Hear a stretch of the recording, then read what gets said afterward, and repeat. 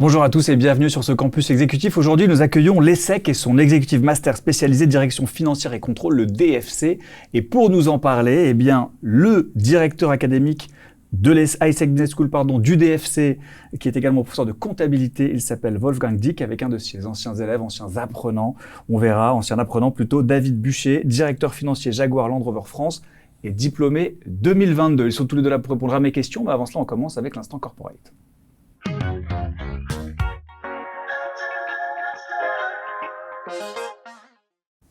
Alors bonjour Wolfgang. Bonjour. J'espère que vous allez bien. Est-ce que vous êtes prêt à nous expliquer un peu dans les grandes lignes en quoi consiste le DFC ? Le DFC, il consiste à propulser nos participants d'un niveau de dirigeant vers un niveau de dirigeant, manager de manager. Donc du coup, pour la plupart, nos participants sont des dirigeants dans les matières de contrôle, gestion, comptabilité, finance, et l'objectif, c'est de les aider à bouger vers l'étape suivante. Donc du coup, être directeur financier, directeur de contrôle gestion, donc du coup diriger des équipes et tout cela en leur donnant quelques éléments techniques évidemment, mais aussi des éléments soft skills de management afin de leur permettre d'accéder à ces nouvelles responsabilités, donc à leur donner un boost dans leur carrière professionnelle. Alors David, bonjour. Qu'est-ce qui vous plaît tant dans la finance, dans les fichiers Excel ? Écoutez, je trouve que ça a une grande vertu parce que ça permet de clarifier les choses. Et moi, je suis un homme de marketing à la base, donc pas du tout de la finance. Et c'est pourquoi j'ai eu envie de faire ce master, c'est pour pouvoir évoluer vers cette fonction de directeur financier. J'y ai trouvé un charme parce que pour faire du marketing comme il faut aussi tenir ses comptes, savoir où on en est avec ses budgets pour pouvoir être efficace derrière. Donc j'avais, sans le savoir, une prédisposition pour aller vers ce métier. La tête dans les nuages, les pieds sur terre. Il faut aussi avoir la créativité du marketing, mais en même temps en s'appuyant sur des chiffres bien concrets. Et alors comment on se dit, quel a été l'élément déclencheur de vous dire, voilà, je suis en marketing et maintenant je vais vers le contrôle gestion, la finance d'entreprise ? C'est la chance d'être au bon endroit au bon moment, l'opportunité, quelque chose que je n'avais pas du tout envisagé. Et puis ça s'est présenté dans l'entreprise par le parcours marketing et l'aisance que j'avais avec les chiffres de cette dimension-là. On a pensé à moi quand il a fallu penser à la succession en interne. Et on s'est dit par contre qu'il fallait quand même avoir un accompagnement pour approfondir les métiers de la finance. Et donc mon envie de rejoindre ce programme pour compléter ma formation et me permettre d'être à l'aise dans ce nouveau métier. C'est classique ça, Wolfgang, d'avoir une personne qui était en marketing et puis qui va se reconvertir complètement en finance, ou est-ce que vos profils, c'est plutôt des gens qui ont déjà une certaine appétence et David serait plutôt l'exception qui confirme la règle ? On a 4 profils en principe. Donc du coup, on a les comptables, donc qui veulent accéder à la direction financière, qui englobe la compta, la finance et le contrôle de gestion. On a les financiers, on a les contrôleurs de gestion et on a les autres. Et David, il fait partie des autres. Donc du coup, ce sont des gens de marketing. On a aussi eu des juristes. On a beaucoup d'ingénieurs ou d'informaticiens. Donc du coup, qui sont arrivés au cours de leur carrière professionnelle à des niveaux de responsabilité où ils sont un tout petit peu bloqués parce qu'ils n'ont jamais eu une formation solide et structurée donc dans le domaine de la direction financière. Et voilà. Donc du coup, ce sont des profils que nous accueillons avec grand plaisir parce que donc ce sont des gens normalement qui ne refusent pas. Donc le contact avec les chiffres, parce que ça c'est quand même un peu important. Mais justement, donc du coup ça apporte de la richesse à notre cohorte, comme on dit, à notre promotion de participants. Et pour nous c'est tout bénéfice.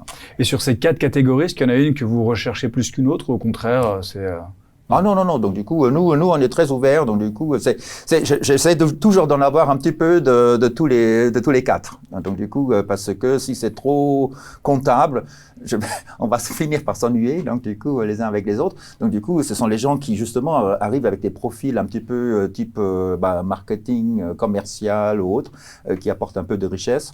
Et donc du coup, non, c'est très bien donc d'avoir un petit peu cette diversité.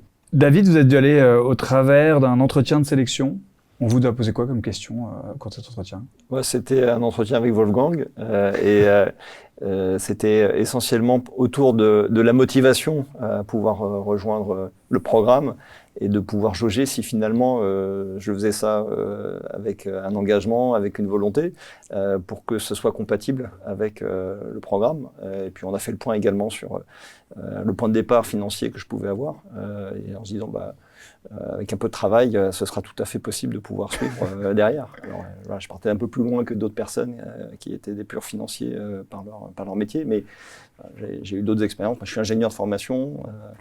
Après, j'ai fait différents métiers au niveau commerce et marketing, des formations en gestion aussi. Donc voilà, j'ai pu me rattraper et pouvoir démarrer le programme avec un peu plus de travail, mais ça fonctionne très bien quand même. Et comment l'ESSEC vous a aidé justement à rattraper ce retard? Est-ce que c'est vous seul par vos efforts ou est-ce qu'il y a dans le tronc commun finalement qu'on trouve dès le début de la formation la capacité de se remettre à jour? Alors, il y a deux parties. La première partie, c'est le tronc commun, effectivement, mais qui est plus général, donc là, qui n'est pas spécifique. Et ça a été hyper enrichissant. Alors qu'on est 5 masters différents, mélangés sur une dizaine de journées, avec des programmes structurants sur l'intelligence artificielle, sur le leadership, sur différents domaines, donc qui ne sont pas spécifiques à la finance. Là, on a cette ouverture. Mais après, en parallèle, avant de démarrer la formation, donc ça, c'est le premier mois, et ensuite, avant de démarrer la partie spécifique du master, on a la possibilité, si on veut, et moi j'en ai suivi, on a des webinaires où on a des cours en ligne qui permettent de rattraper les grands principes ou les grandes notions qui pourraient éventuellement manquer, en tout cas qui donnent le vernis ou qui permettent d'arriver mieux armé. Quel conseil vous pourriez donner à une personne qui va justement aller affronter Wolfgang en entretien? Comment il peut se préparer au mieux pour être sûr d'être pris, ou en tout cas les pancartes à retourner face à Wolfgang pour lui plaire? Je pense qu'il n'y a pas de recette magique, il faut être soi-même.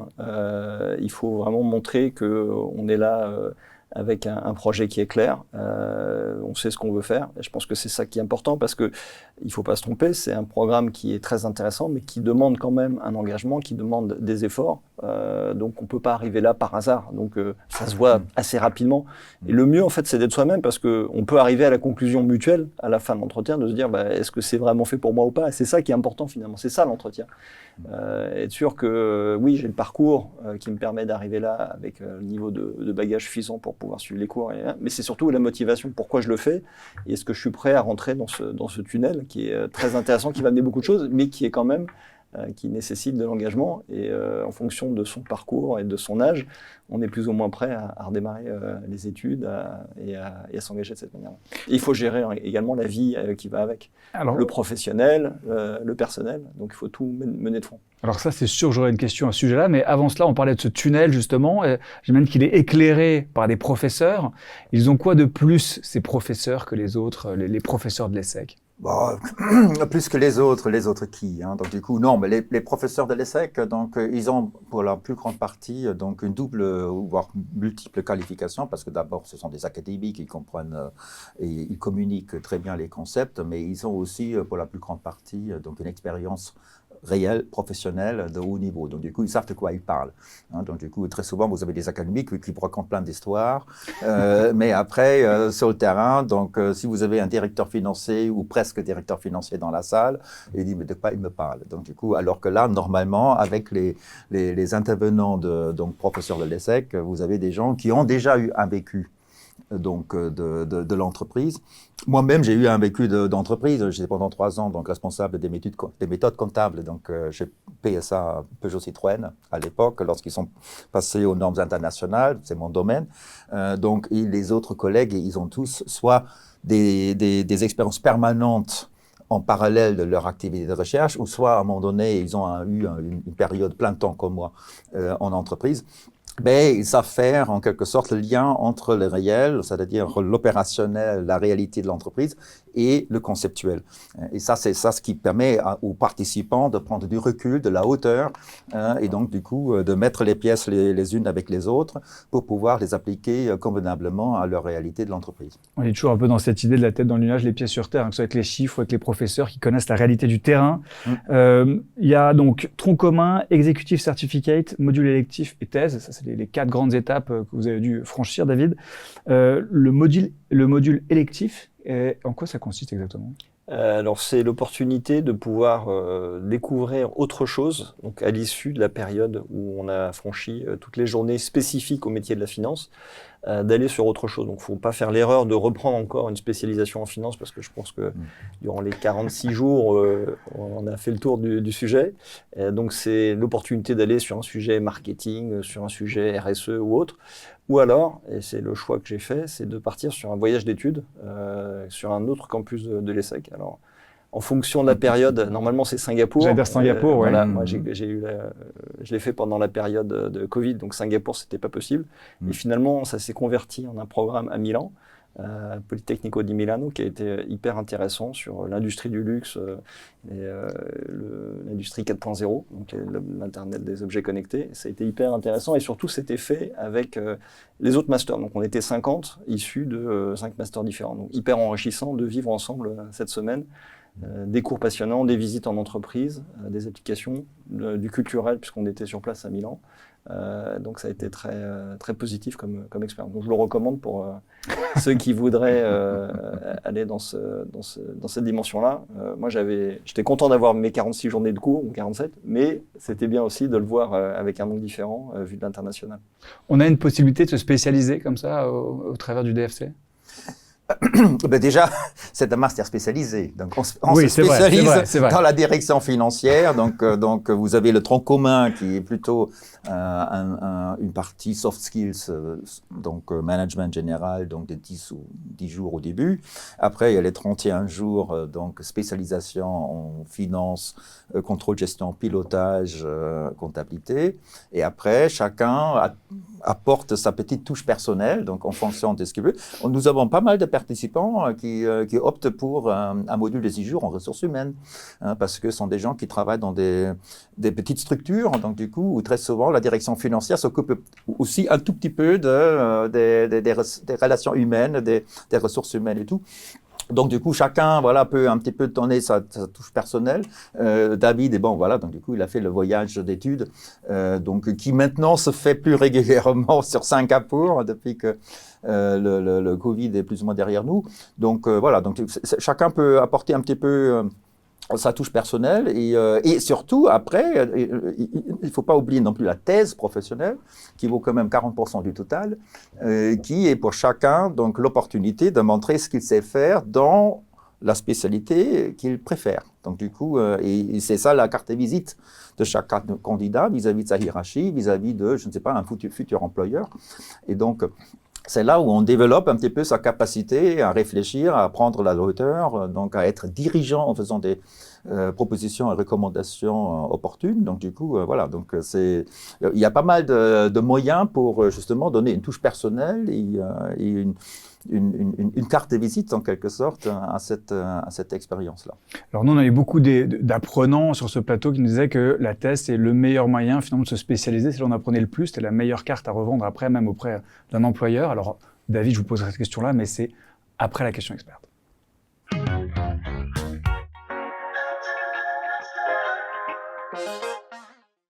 La question experte, alors elle sera pour vous, Wolfgang, c'est, j'aurais pu vous la poser, c'est une question que j'aime bien poser quand je reçois justement un master spécialisé avec une grande thématique financière, ou en tout cas une dominante financière, ce qui est le cas.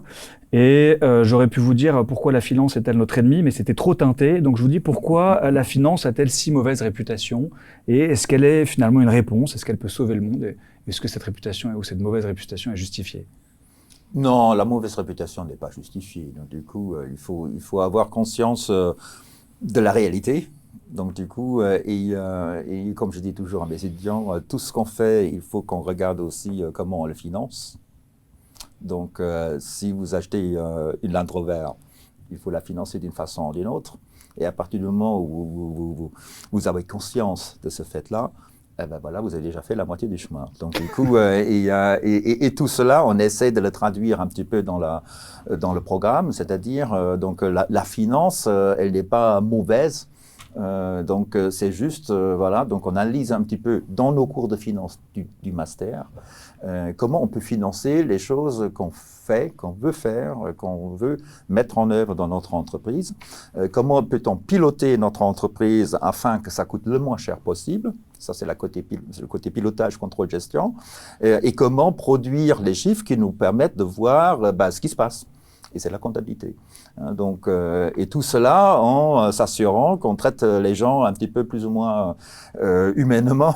C'est un petit peu les soft skills. C'est ça. Donc du coup, et tout ça, ça forme un ensemble. Donc il n'y a absolument aucune raison pour considérer que la finance, c'est le mauvais garçon de la classe, quoi. Donc du coup, non, absolument pas.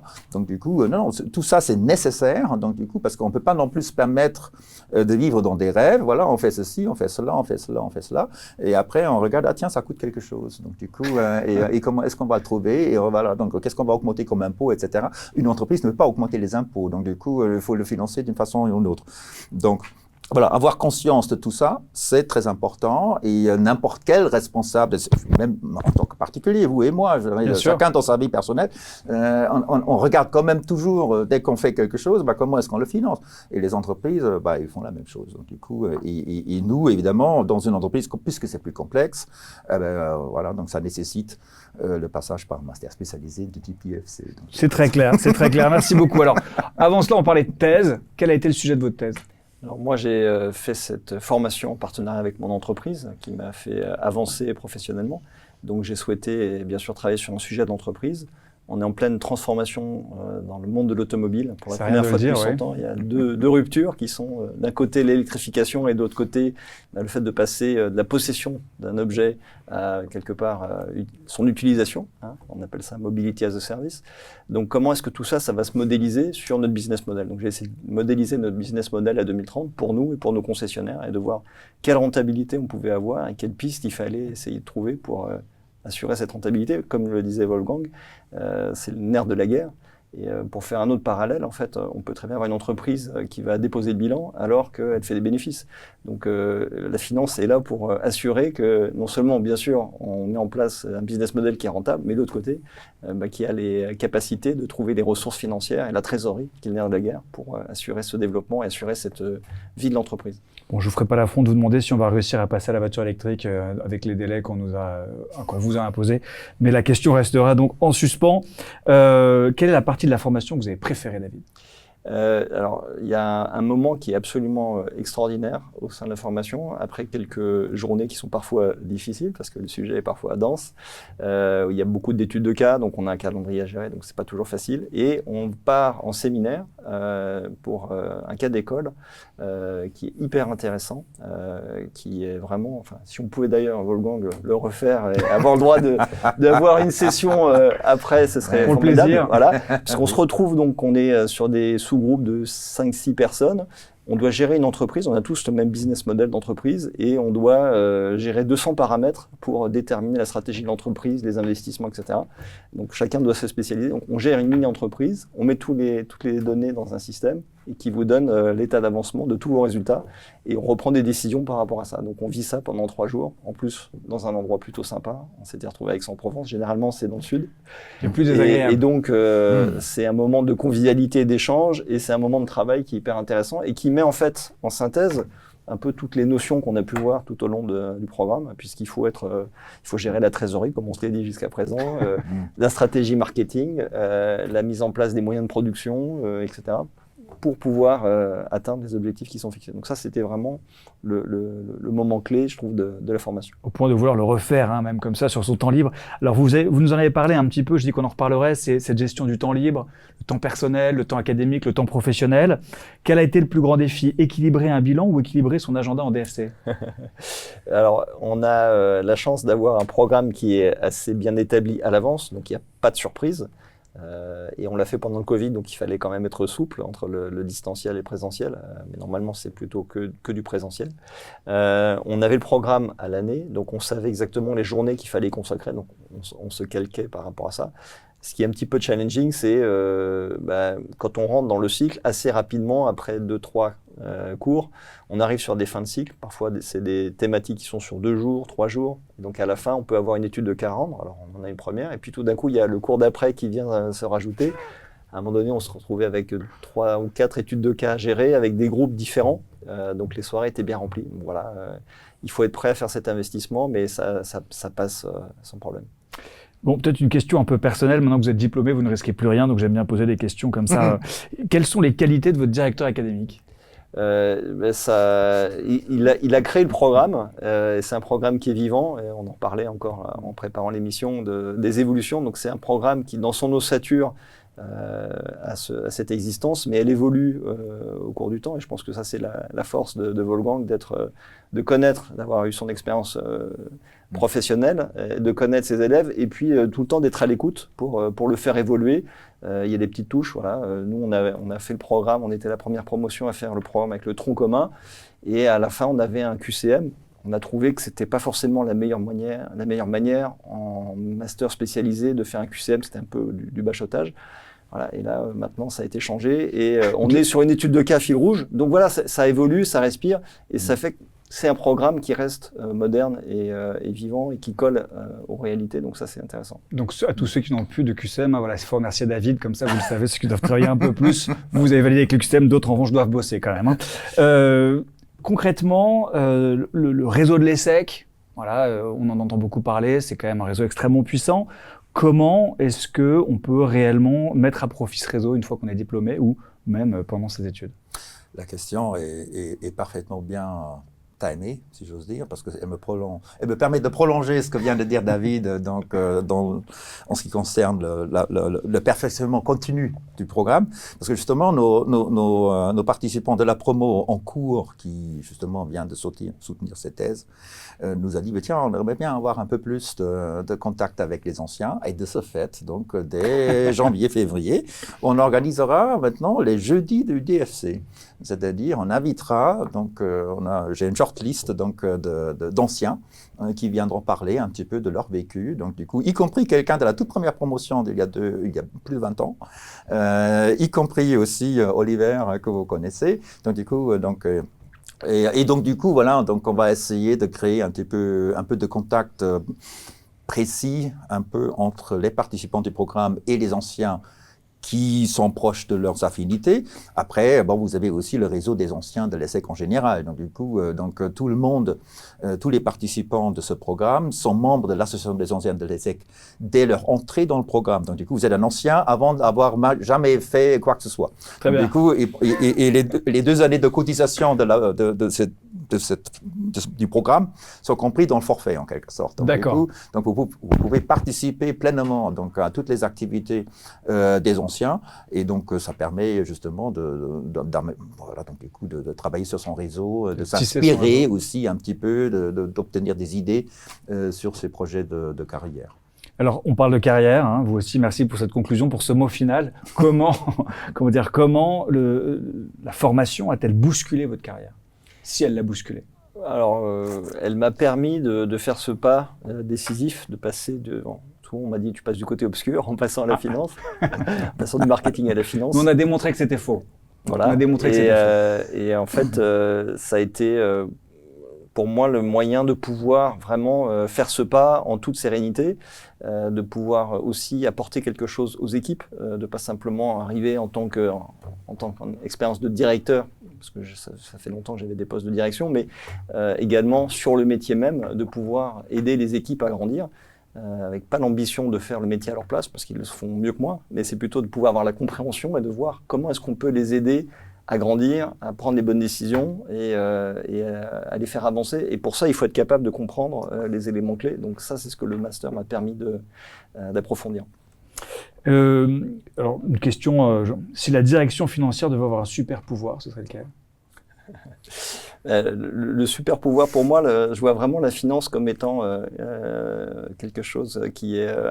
c'est mon approche de marketing et d'être le partenaire des équipes. Donc, de pouvoir rendre les projets possibles. Ce qui m'intéresse, c'est pas tant de combien ça coûte, mais c'est combien ça rapporte. Et c'est ce que j'essaie d'insuffler aux équipes opérationnelles, aux équipes commerciales.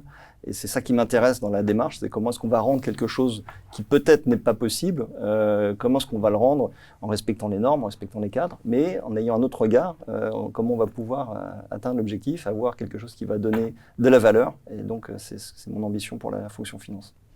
Merci à tous les deux. Alors, c'est pas encore fini, il nous reste quelques minutes pour conclure avec le mot de la fin.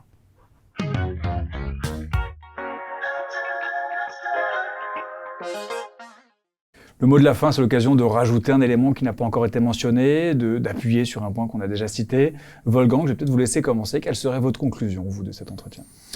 Bon, moi je dirais c'est une formation qui est extrêmement intéressante et propulsante donc pour nos participants. Donc c'est une source de richesse, d'expérience, à la fois évidemment pour les participants, mais aussi pour les intervenants, parce qu'on a une grande diversité de participants. Donc, comme je l'ai dit, on a une diversité à la fois d'origine professionnelle, mais aussi d'âge, de génération, de taille d'entreprise. Donc, du coup, c'est extrêmement intéressant, je trouve.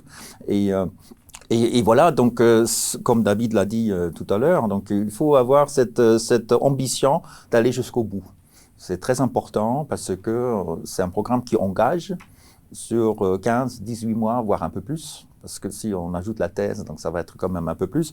Donc du coup, c'est quelque chose d'extrêmement engageant, mais aussi extrêmement valorisant, parce que à la fin, quand vous demandez aux participants ce qu'ils retiennent un petit peu donc de la formation, ben voilà, normalement pour la plupart, c'est la thèse. Parce que ça, c'est un travail individuel qui vaut cher, qui fait son chemin au sein de la hiérarchie, normalement. Donc, on peut la faire en français, en anglais, selon l'environnement, etc. Et donc, du coup, c'est une source de bonheur et de satisfaction pour les participants qui est loin d'être négligeable, en s'additionnant, évidemment, à toutes les expériences qu'on réalise au cours de la formation proprement dite. Merci, Wolfgang. David, le fin mot de la fin. Si on a la motivation et qu'on a bien réfléchi à ce qu'on veut faire, j'engage vraiment à choisir un programme de ce type-là, ou parmi les autres qui sont proposés en fonction de sa spécialité, parce que c'est vraiment quelque chose de transformant. Je pense que c'est bien d'avoir un petit peu d'expérience, d'avoir déjà connu autre chose, et de vouloir franchir une nouvelle étape, de reprendre les études pour continuer à se transformer. C'est une chance de pouvoir continuer d'apprendre et de se transformer. Et vraiment, moi, j'ai été très, très heureux de faire ce programme, donc je le recommande vivement. Merci beaucoup David, merci à tous les deux. Donc, une formation dédiée à l'évolution vers des postes de direction en finance et contrôle de gestion vous permettant d'intégrer la vision stratégique de l'entreprise et de piloter sa performance. Si ça vous intéresse, c'est à l'ESSEC, Executive Master spécialisé direction financière et contrôle, le DFC, avec les jeudis du DFC aussi à ne surtout pas manquer. Merci d'avoir regardé ce campus exécutif et je vous dis à très bientôt.